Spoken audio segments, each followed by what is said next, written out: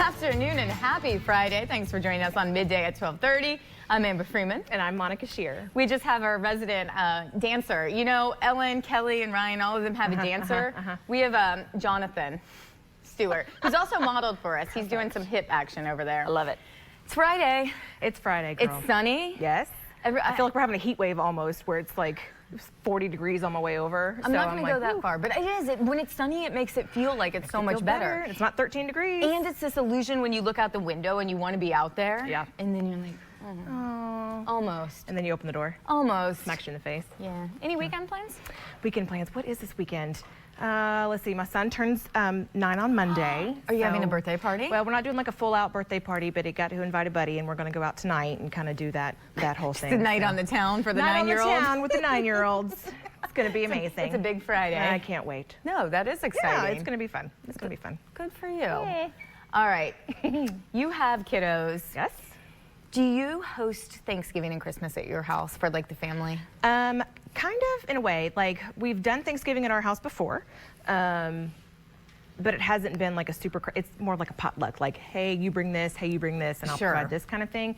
And then Christmas, we'll do like breakfast at our house, but then again, we're going to grandparents and all that kind of stuff too. So it gets spread out. But you're still doing a lot. Yeah, so it's not just you're kind of camped out in one area and doing this. How soon do you start Christmas shopping? I'm over halfway done. Oh, you're good. Yeah. Okay, you're good. Yeah. Can't play games. Do you get stressed out about the entire? Yes. Oh, okay. So that's a yes. Yeah. Well, you're not alone. So if that's any comfort for you, any comfort, you're not alone on stress. And a lot of people go into debt in the holidays.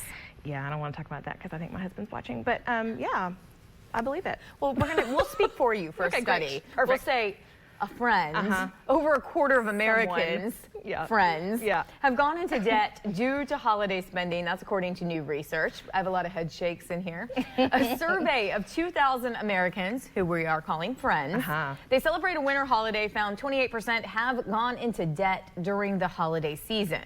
And those racking up the debt, they're going to be stuck paying it through March or later. Yeah, that's about. Yeah, this one says March. I feel like if you're in debt that deep, then it's probably going to be, because it just keeps snowballing. Yes. I'm not a financial expert, so that's what debt does. Yeah. It just gets bigger.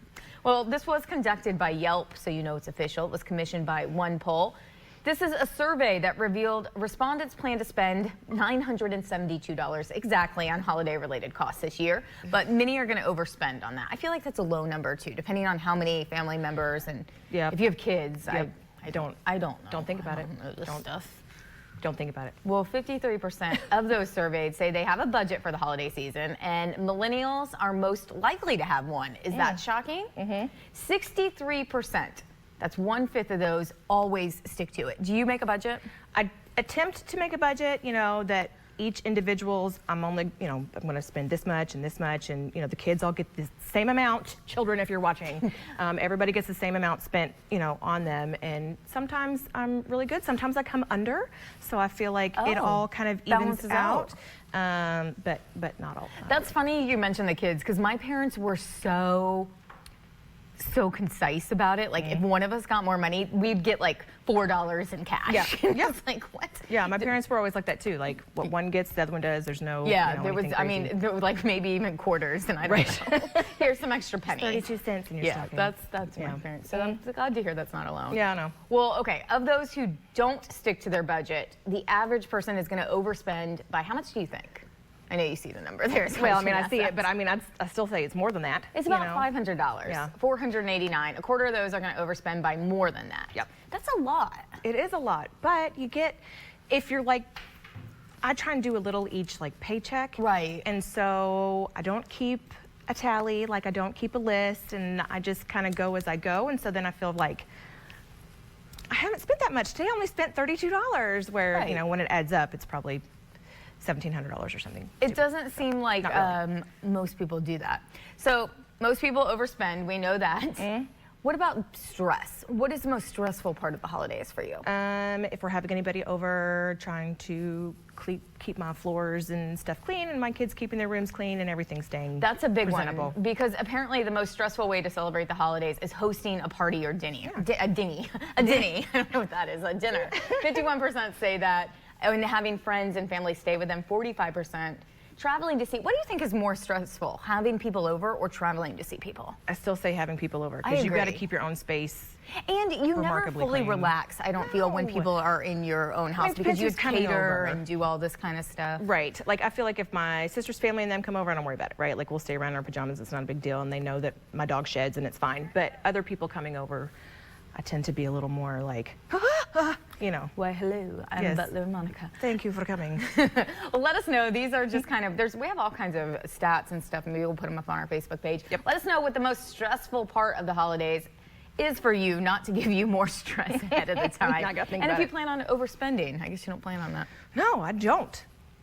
Husband, plan on overspending. I love that we always end that with that. We're going to totally switch topics coming up after the break. Pets in the bedroom. Dr. Kristen Marks is here today, so Pillow Talk is coming up after the break. You're going to want to hear these tips. Yeah, can't wait. Monica's stoked. You're watching Midday Kentucky.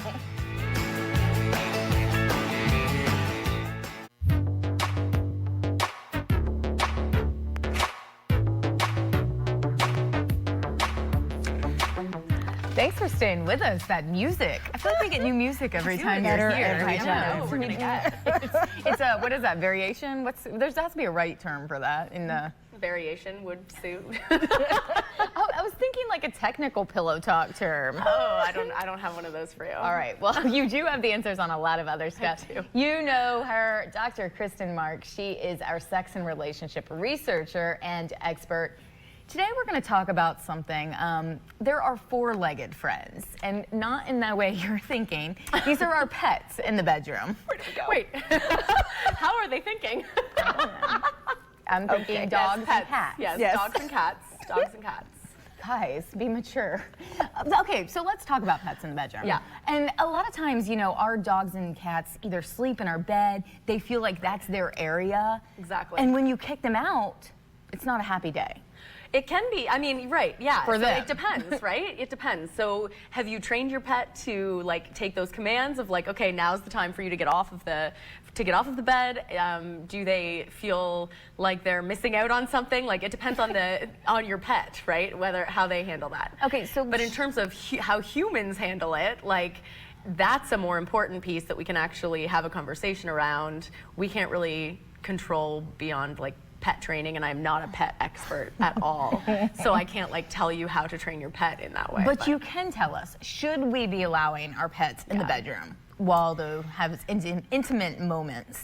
So it depends on each of you. So like, for instance, if one of you is really easily distracted by pets, which women tend to be more distractible than men, then it can interrupt your sexual experience, and then that's a problem, right? So in that case, figuring out some sort of a solution for being able to still engage in sex and like have a pleasurable experience without that distraction is going to be really important. But if you kick your pet out and then they're like at the door, like scratching or barking, that's potentially even more distracting, right? So really weighing that out with your particular pet and with your partner and making sure that everybody's on the same page. For some people, like, if they're having sex and like a pet makes eye contact with them or something, they kind of might freak out about that. But as long as you yourself are comfortable with it. I'm good. There's also a distinction between like wanting your pets in the bedroom with you and not like, and that's a totally different conversation. We're not going to that one. We're not going to go to that one. I won't be here that day. If that's the case, then that's a bit of a different conversation, right? Sure. So it's more like if they just happen to incidentally be in the same room. All right, so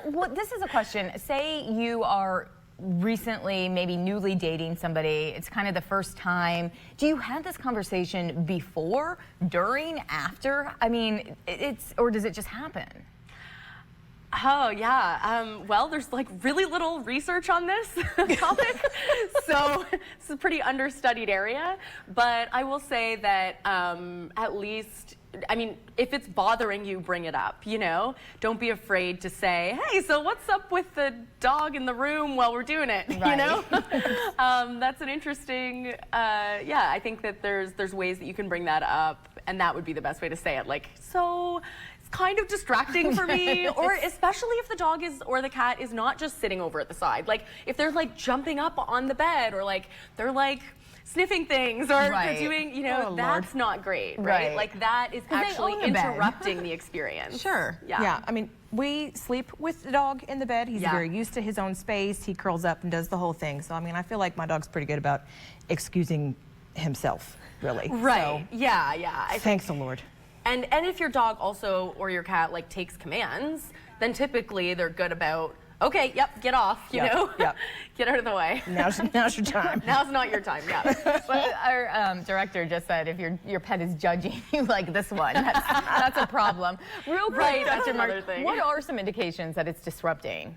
So I think that if you are distracted, if you find yourself like getting out of the moment, because so much about great sex has to do with being in that moment and like being really fully present there. And if your pet is taking away from that or someone else's pet is taking away from that, then I think that's an indication that you need to have that conversation and figure out a new solution. Sure. That might mean like giving them a toy somewhere else or like, you know, having some sort of coming up with some sort of a routine related to that.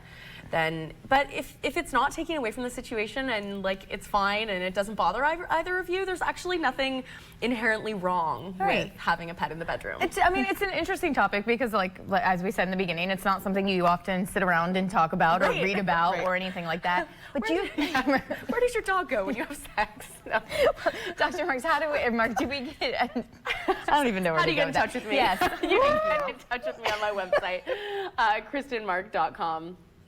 All right, there you go. Okay. If you have any relationship or sex questions, get a hold of her. She's awesome. Stay with us. We have more Midday after the break.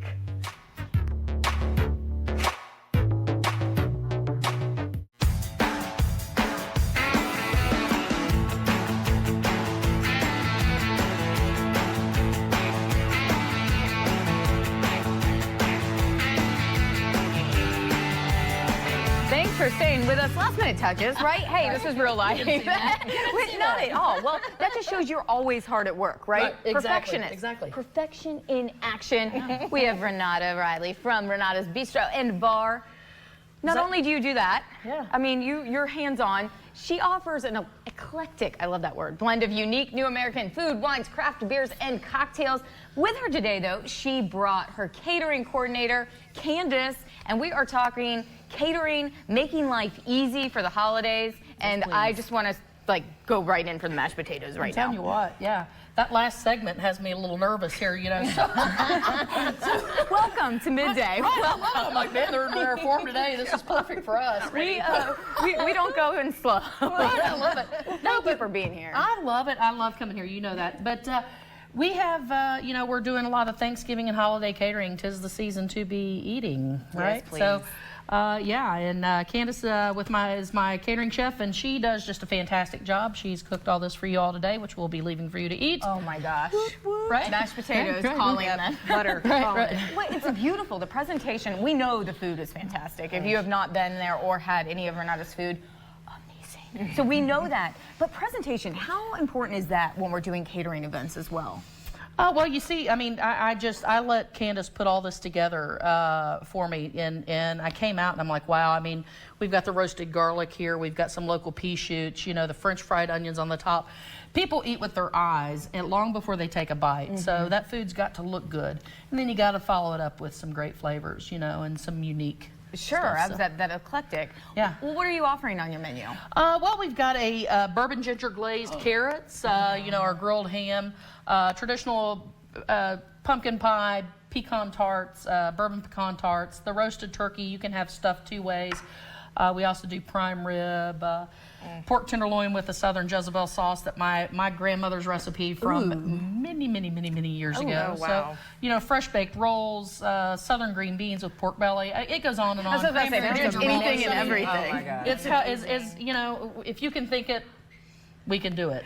Your catering menu online is just, I was going through and I was drooling because you have so many different options. And this is amazing. All right, as far as when we order it, do we need to pick it up or do you guys deliver? Well, it depends. You know, for the holidays, Thanksgiving and Christmas, I like to go in and cook myself. Candace is going to be helping me as well so that my staff has that time off. So I can't be in two places at once, so I prefer people come and pick it up. But for holiday parties, Christmas parties, things like that, we come to you. Oh, that's amazing. So it's like a one-stop shop. You know, my service team, we can It's a tradition. It's just a drop off, or we can cater the whole event from past hors d'oeuvres and bartenders right on down the line. Well, let me go ahead. No, just do you have a personal favorite? Yeah. Of all these delicious things. You know, I always suggest we've got like 9 weddings next year. We've done 6 already this year. I suggest the beef tenderloin medallions with a mushroom pan gravy and bruschetta chicken. Roasted garlic, red potatoes, and you know, a southern green beans. Write it down. That's right from the expert. Right. You gotta have the rolls because that's a vehicle to get everything else in your mouth. Ooh, I like that. Perfect. It's funny. I was just about to Clean ask up you plate. because when you go to cater an event, it's often a little overwhelming on what to get and how to kind of plan out your dinner. Any quick tips? Well, I've never ran out of food, so you know, graze. Just go, try it all, and Take graze. everything Take it in. All right. How do we order this?